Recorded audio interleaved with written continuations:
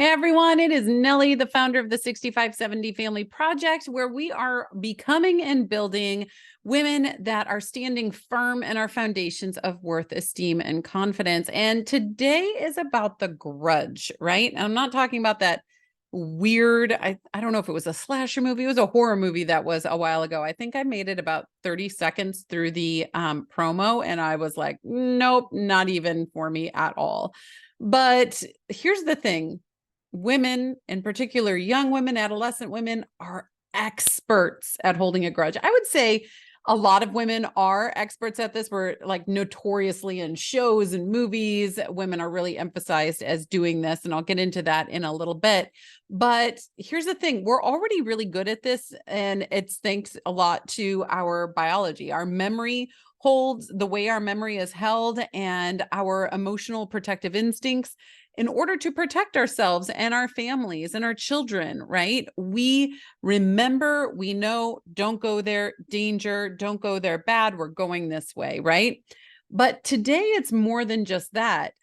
Speaking about entertainment, like we were, it really is exploited out there. I mean, you have movies like Mean Girls, right? And movies where this power is given. It's the seductive lure of power because they can grab attention from it, right? It's drama, and drama lures people. And then you have people that are coming to you and asking questions and doing all of this.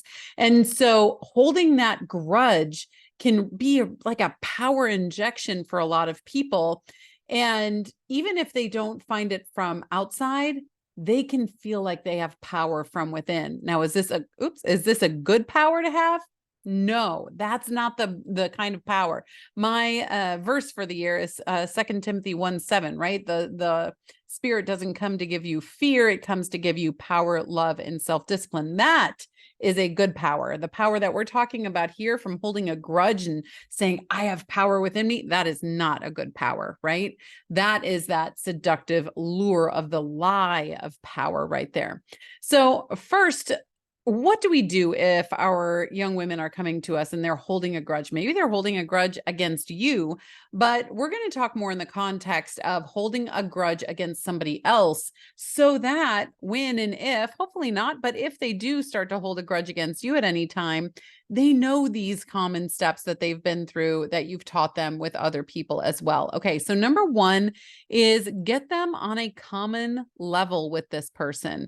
Remind them of a time that they have done something hurtful, accidentally or on purpose, and how they've grown and realized that that was a mistake. And imagine what it would be like if someone labeled them and put them in a box based off of that mistake, right? Or that action, if it was on purpose. So just get them down to that same level. Have you ever done something like that?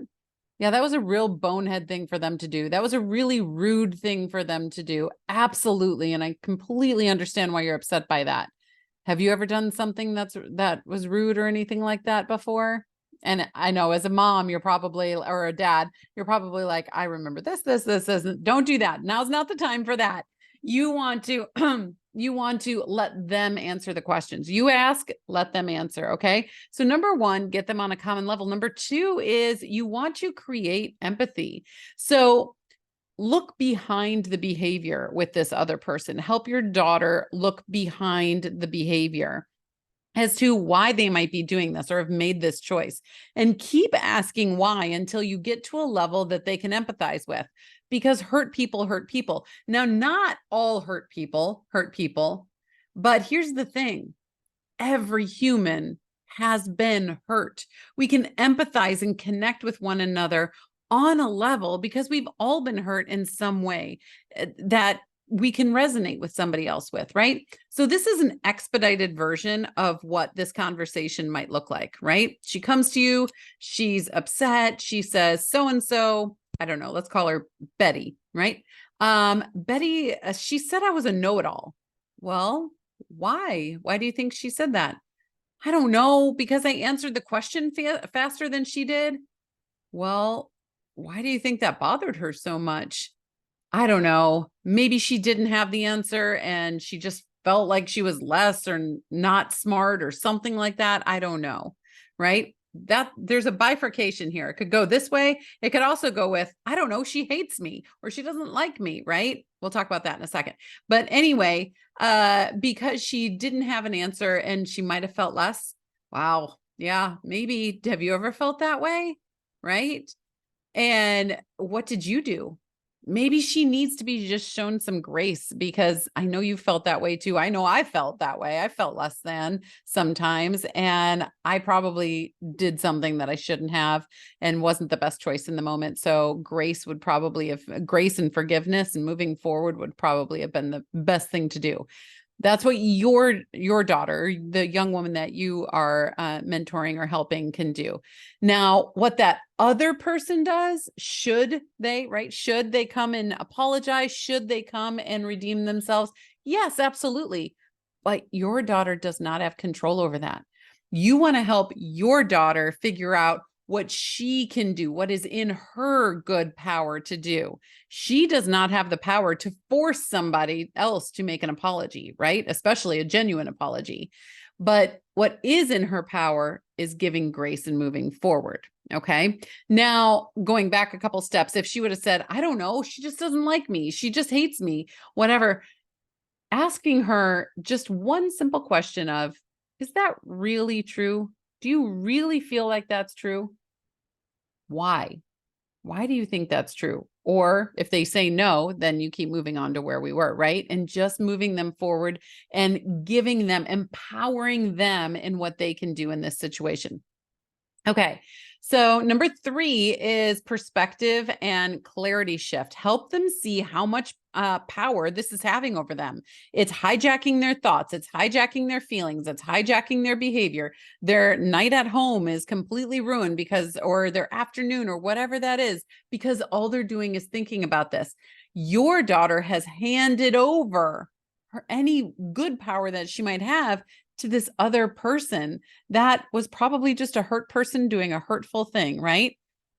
And so just asking her, why are you handing over so much of yourself to this situation? Where does this lead, right? Are you going toward or away from who you're trying to become? And what is actually upsetting you right now? Like, peel the onion away. What is actually upsetting you? It isn't our personal struggle, or it isn't a struggle against a person that we are always having, right? Ephesians 6:12 talks about how our struggles are not with flesh, right? It's not person to person. There's bigger things at play here. There's deeper emotions in the unseen world, right? And we all have such a huge unseen world within us and around us. But it's not against that person. You're usually fighting something about your own worth. Maybe you're in spiritual warfare. Maybe your child's in spiritual warfare. But many times it's those 5 pieces of worth, right? Am I seen, heard, loved, belong, and have a purpose, right? And so really peel the onion back and get to, what are they actually struggling with? It could be something deeper and unseen. And they thinking about the fact that they might have been an instrument in this, but they're not the source, right? This person that said that mean thing, did that mean thing, they're an instrument in this game, but they're not the source. Who is the source? What is the source, right? Tracing it back, peeling back the onion. And then defining boundaries. Remind them to stay within their values and keep going with what they know is right, even when it feels good, or the easy button is to have revenge, to be rude, right? Sorry. There we go. To be rude back, right? To eye for an eye type of thing, which, by the way, is not in the New Testament. That's in the Old Testament. And that is a very cultural ideal that was when that was being talked about, right? And so right then, define your boundaries. This is all part of building a framework in value and appreciation and trust in self. And that has to do with that middle framework of worth, esteem, and confidence. I get way into it and take the lead, but we don't have that kind of time in this video, nor is that what our focus is on today. We want to talk about grudges, but in that, stay within their values. Do not go down to where that other person is. Your daughter's already looking at this person and saying, you are not good because you are doing this. Well, if they go down to that level, then they're already defining themselves as not good either, right? And that's going to lead to a whole different downward spiral that we don't want anyone to go on. And then number 5 is forgive and move on, right? As a person, that is what we need to do in this world. Grudges are being held over and over and over again, and it's not healthy for anyone. As a Christian, if that is something that you practice in your home, we are called to be the best forgivers out there because we're forgiven. And so forgiving and moving on, right? You don't want their power to be robbed. You don't want their joy to be robbed because of this other person and this other hurt person doing a hurtful thing. Okay. So it is not easy to drop a grudge, especially when they are glorified on TV all the time, but it is necessary to learn how to let go and move forward and thrive, especially when these grudges are being held within a family, which is a whole other talk and topic that we can cover if it's being like within siblings, within parents and kids. But really practicing and having these conversations again about getting on a common level, learning how to empathize, getting perspective and clarity shift, defining boundaries and forgiving and moving on, right? You don't need to be hurt by this person over and over again, but you do need to do what is in your power to do the right thing, right? And be kind. Fruits of the Spirit, love, joy, peace, patience, goodness, kindness, faithfulness, gentleness, self-control, right? I just rattled through those so fast. But do what is right, but you can create boundaries in order to protect yourself in the future. Okay. Thank you everyone for being here. Remember, you can find all the resources on nellieharden.com. There's books and masterclasses and scripture journals, and there's downloadables, and there's articles and communities. All of that can be found on nellieharden.com. I like to keep it super simple. And remember, guys, out there, she is one of 8 billion, and in your home, she's one of you. So be sure to use the time wisely. Okay, guys, I'll talk to you soon.